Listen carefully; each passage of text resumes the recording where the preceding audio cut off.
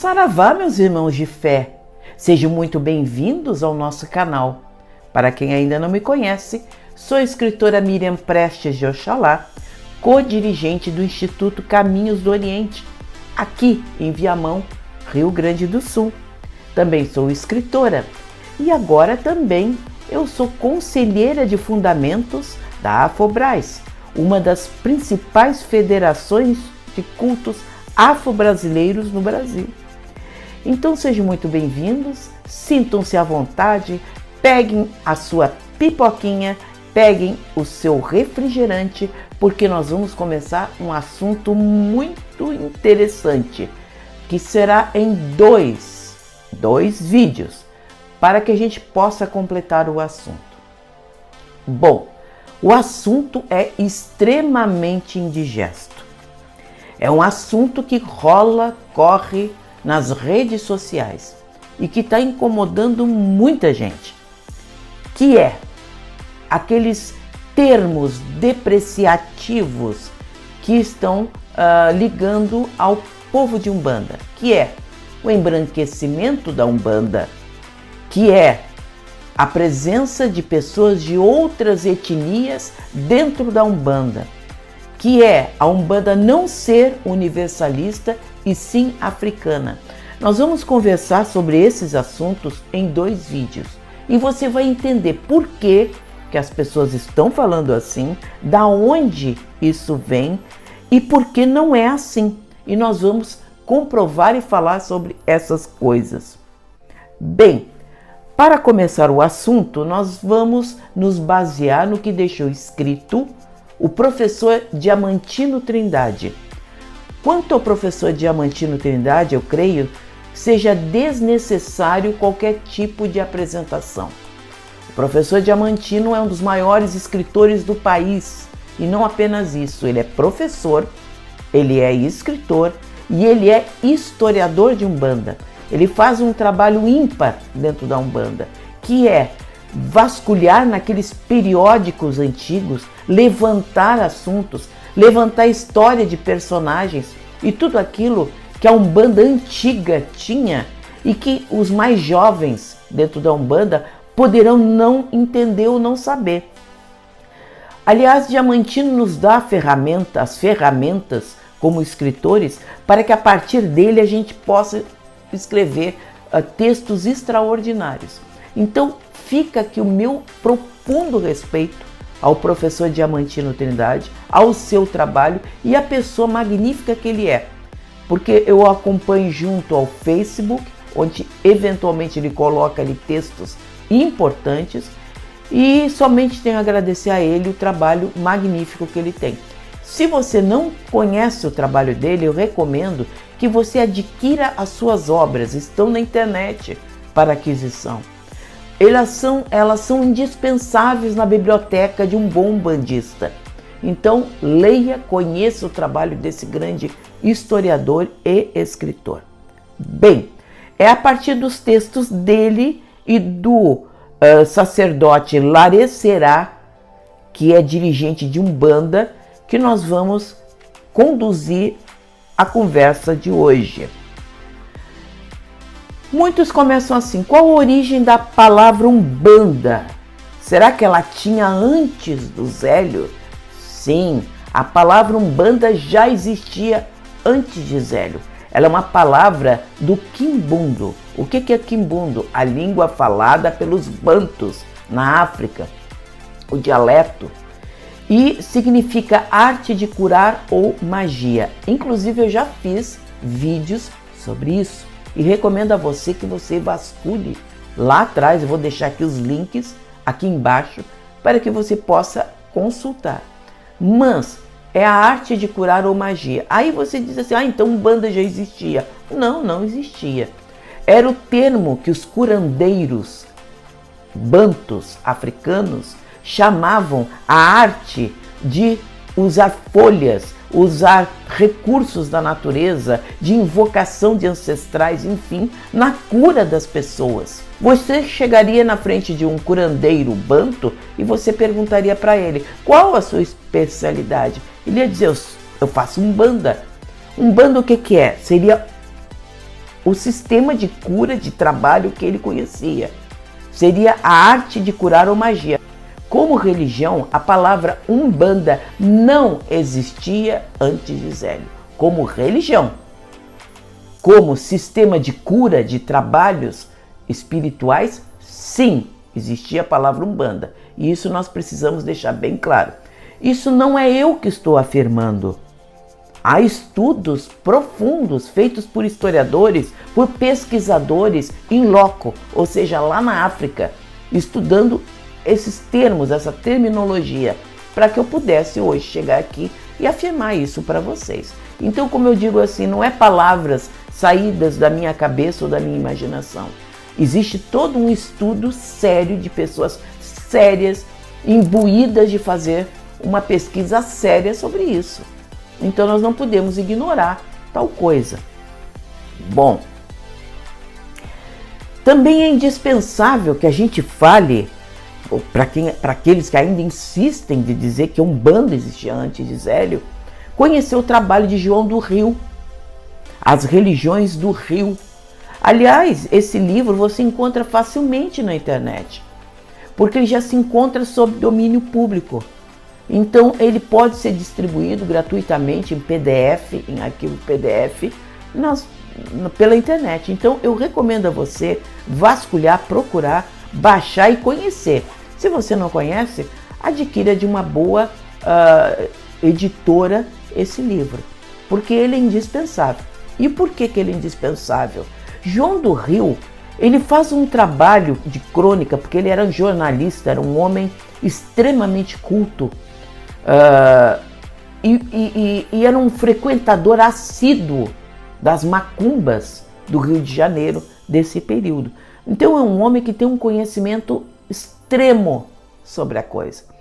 E ele escreveu As Religiões no Rio em 1906, ou seja, foi publicado 2 anos antes da data que a gente considera o início da Umbanda no Brasil, que é o famoso acontecimento junto a Zélio Fernandino de Moraes, no dia 15 de novembro de 1908, numa federação espírita na cidade, na época, de Niterói, no Rio de Janeiro. Hoje ali a região é São Gonçalo, onde ele teria se manifestado como médium, teria incorporado o caboclo das 7 encruzilhadas e teria dito que a partir daquele dia haveria de nascer uma religião no Brasil voltada à caridade, voltada à presença daqueles espíritos que eram considerados marginais dentro da cultura da época, que eram caboclos, pretos velhos e assim por diante. Então João do Rio escreveu um livro em 1906, 2 anos antes de Zélio, como eu contei a história. E ele traz um retrato bem claro do que havia. Havia muitas macumbas no Rio de Janeiro. O que é macumba? Presença de entidades que ali incorporavam. Haviam dirigentes espirituais, podemos assim chamar, mas na verdade eram feiticeiros que faziam trabalhos de religião, às vezes às custas de valores muito altos, e ali era muito frequentado pela sociedade burguesa e branca do Rio de Janeiro, naquela época, em busca de trabalhos de religião, feito por esses feiticeiros de origem africana. Mas ali há um retrato bem claro, bem nítido do que acontecia. É óbvio que João do Rio pode ser, assim como Nina Rodrigues, pode ser que você encontre às vezes um tom pejorativo, um tom depreciativo sobre esses cultos. É natural, ele era um homem, um dandy desse período. Mas nós precisamos entender a importância do trabalho de João do Rio ao praticamente fotografar as macumbas cariocas nesse período. E em nenhum momento, é isso que eu quero deixar bem claro, João do Rio fala em Umbanda. Ora, para um homem que vasculhou o Rio de Janeiro, as macumbas cariocas, os terreiros daquele período, de ponta a ponta, se houvesse, ele haveria de mencionar. Você não concorda? Eu concordo, eu penso assim. E João do Rio, em nenhum momento ele fala disso, porque não havia essa Umbanda que tão bem hoje nós conhecemos. Então, se você não conhece o trabalho de João do Rio, recomendo também que baixe e que leia com atenção, porque ele é uma fotografia muito clara da sociedade da época carioca e dos cultos afro-brasileiros no Brasil, especialmente na região do Rio de Janeiro. Então ele é muito importante para que você conheça, para que você depois não fique postando comentários rasos, sem embasamento histórico, nem embasamento religioso, sobre coisas que você não conhece. Porque, infelizmente, existe algo dentro das redes sociais e dentro da própria internet, que quando algo ruim é dito por alguém, aquilo se espalha numa progressão geométrica. Um vai repetindo com o outro, e às vezes sem embasamento nenhum. Então nós estamos aqui para falar justamente disso, desse embasamento histórico que precisa haver. Aqui fala também que Zélio Fernandino de Moraes, quando ele criou a Umbanda em 1908, ele não chamou de Umbanda a religião nascente, ele chamou de Alabanda. Alabanda. E muitos falam que seria em relação à entidade que ele incorporava, que era o orixá Malé, ou Malê, que era um orixá, uma entidade nitidamente do povo do Oriente, porque ele se dizia de vidas anteriores malaio, ou seja, da Malásia, e muçulmano. Vejam bem, Zélio Fernandino de Moraes recebia uma entidade do povo do Oriente. Muito impressionante, porque se você quiser conhecer esse orixá Malé, você leia a obra de Leal de Souza. Leal de Souza nos fala muito dessa entidade, e é incrível o poder espiritual que ela tinha, o que ela fazia. Uma das especialidades que ele tinha, junto ao seu médium, era materializar e comandar animais. Então eu deixo com você a curiosidade de procurar na obra de Leal de Souza para conhecer essa entidade chamada Orixá Malê. Mas, pela relação dessa entidade aos muçulmanos, aos árabes, ele usou esta palavra, Alá, que significa Deus, e Banda. Nas palavras do Caboclo das Sete Encruzilhadas, quer dizer Deus ao nosso lado.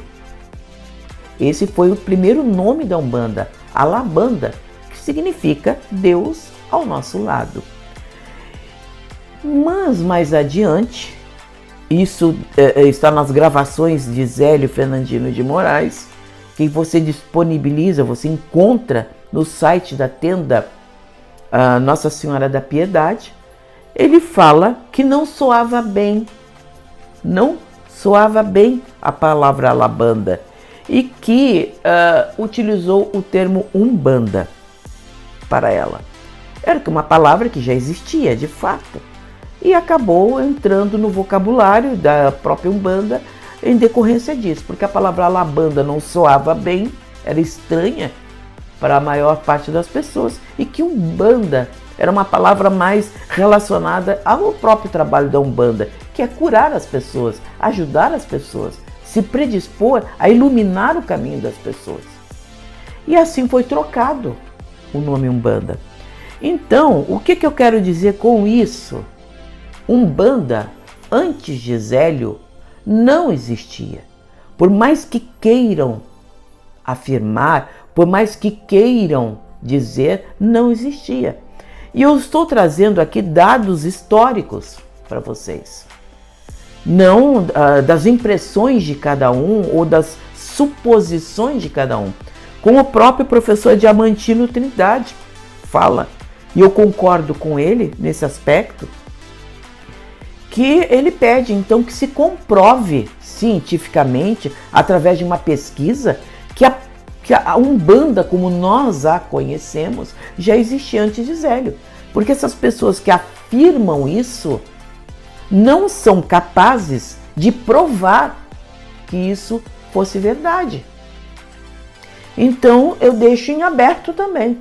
Se todo mundo estiver errado, se eu estiver errada, se João do Rio estiver errado, se o professor Diamantino Trindade estiver errado, então, por favor, prove. Eu também trago aqui um texto deixado pelo professor Diamantino Trindade, dito por ele em sua página no Facebook. Ele nos alerta que pesquisou por 20 anos em mais de 1.500 periódicos. Acredito que sim, porque ele é incansável na pesquisa. E ele afirma que a palavra Umbanda, aparece como religião apenas em 1913, não antes. Então, um homem com a capacidade, com o currículo de Diamantino Trindade, nos afirma uma coisa dessas. 1.500 periódicos, ele vasculhou, ele virou tudo o que havia e só aparece pela primeira vez em 1913. Isso fecha com o pensamento daquilo que eu acabei de falar, que Zélio Fernandino de Moraes mudou o termo de Alabanda para Umbanda posteriormente. Então estaria mais ou menos em torno dessa data, 1913, aproximadamente isto. Muitos também querem desassociar a figura de Zélio da Umbanda. Isso não é de agora. No próximo vídeo eu vou explicar isso para vocês. Eles querem desassociar a figura de Zélio da Umbanda. Por quê? Inclusive muitos defensores, militantes das causas africanas no Brasil querem desassociar ele, dizendo que o próprio Zélio é um mito umbandista. Que aquela história que o caboclo teria baixado lá na Federação Espírita em Niterói e teria dito que a partir no outro dia haveria de haver um trabalho na casa do médium, que haveria de ser fundada a Umbanda. Isso é um mito, é uma história para criancinhas, que na verdade não corresponde, não é verdade. Como disse o próprio professor Diamantino com muita propriedade, prove-se o contrário, prove-se isso, por A mais B, em textos sérios, em pesquisa séria, não pelas vozes da minha cabeça. Mas por que querem desassociar a figura de Zélio? Muitos se incomodam com isso, porque a Umbanda é uma religião com fortes raízes africanas. Isso é fato. Inclusive, quem falava muito bem sobre isso também era Moabe Caldas, que eu tive o privilégio de conhecer, pessoalmente ser amiga dele. Moabe Caldas falava sempre que a Umbanda era uma religião que era um tripé, era uma trípode. Trípode é aquela cadeira que senta a pitonisa, a adivinha, no templo de Delfos, que era uma cadeira de 3 pernas. Era uma cadeira sagrada onde ele deveria sentar ali. É um simbolismo ali.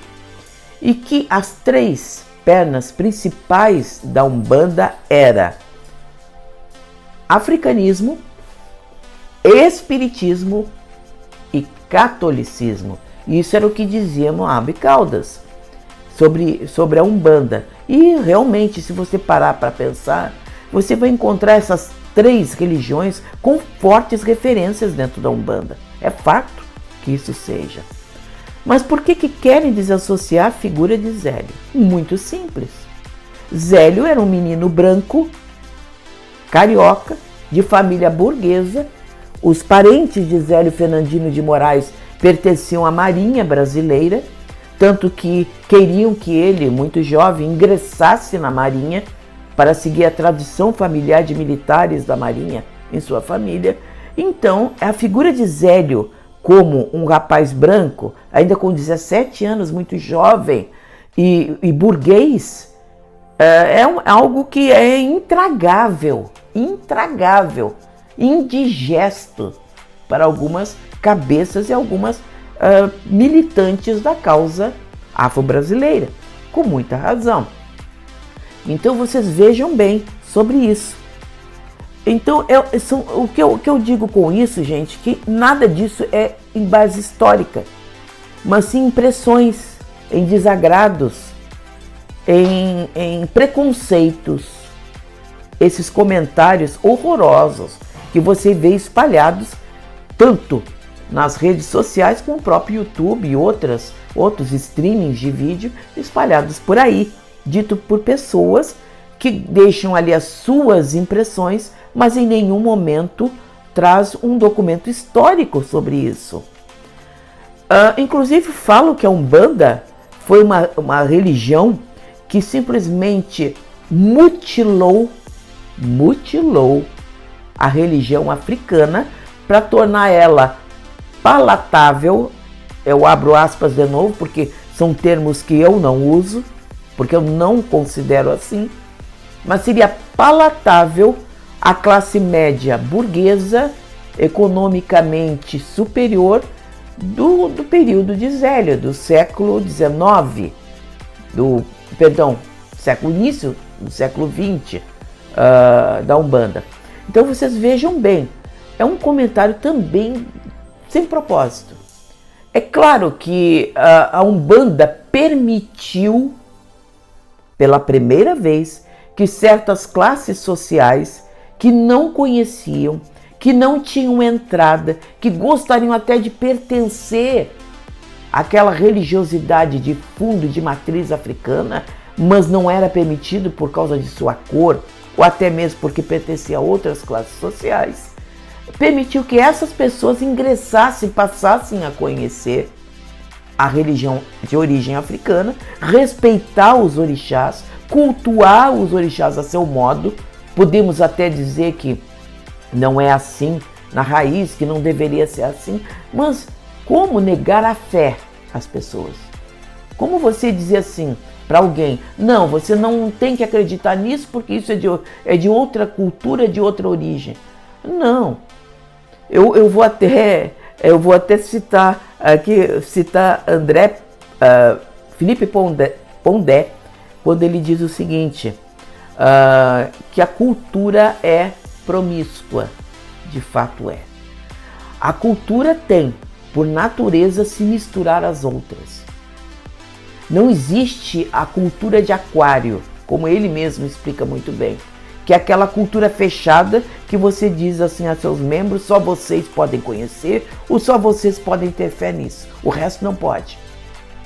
Essa cultura que alguns têm dentro das religiões afro-brasileiras, algumas pessoas têm esse pensamento de cultura de aquário. Tipo, você não pode acreditar naquilo que eu acredito. Você não pode ter acesso naquilo do meu conhecimento aqui. Você não pode acreditar nas entidades que eu acredito. Você não pode rezar para os meus guias, para os meus orixás, sem fazer os fundamentos, os rituais iguais à sua matriz. Isso não existe. Em todo o mundo, em todos os tempos, a cultura sempre se mesclou às outras. Você vai encontrar referências disso em qualquer livro básico de história. Você vai encontrar a religião de outras culturas sendo assimiladas por outras. E isto a Umbanda permitiu. A Umbanda acelerou um processo de desmanche de preconceitos, porque essa classe que não tinha acesso à cultura africana passou a ter, passou a cultuar, passou a respeitar, passou a amar e passou a considerar. E muito do empoderamento da cultura afrodescendente hoje no Brasil se deve a Umbanda, sim. Essa Umbanda que foi, como Pondé falou, promíscua nesse sentido, de se mesclar às outras religiões, de trazer as outras religiões ao alcance de todos e todos pudessem acessar a vastíssima cultura de origem africana que havia e permitindo que ela se preservasse a partir daí. Agora, esse purismo religioso que alguns querem ter junto às religiões afrodescendentes no Brasil já não cabe mais. Passou-se muito tempo. Como o Pondé falou, ela vai se mesclando, ela vai se misturando e vai se transformando. Então eu agradeço muito a presença de vocês nesse vídeo incrível. Eu poderia falar bem mais coisas, como xamanismo, sobre a própria cabula, sobre a própria macumba, sobre o uso de elementos como cachaça, pemba e tantos outros que já havia nas religiões do Rio. Muitas vezes João do Rio nos fala que esses cultos afro-brasileiros ali de formação já estavam usando. Mas não era Umbanda. Não é Umbanda formatada como religião como nós a conhecemos. Umbanda é a partir de Zélio. Gostemos ou não do fato dele ter sido um menino burguês que tenha levado a todos, independente de suas origens, a vastíssima cultura afro-brasileira, o amor aos orixás e o princípio da veneração e o respeito que as outras religiões merecem ter, como o candomblé e os cultos de nação espalhados por todo o país. Sejam muito bem-vindos ao nosso canal e, por favor, né, gente? Antes de sair, dê seu like, dê seu joinha, faça seu comentário. Ele é muito importante para que o YouTube considere o nosso canal e recomende para outras pessoas. Então, que pena. Até a próxima. E até a próxima vou trazer mais assunto para vocês. Até lá.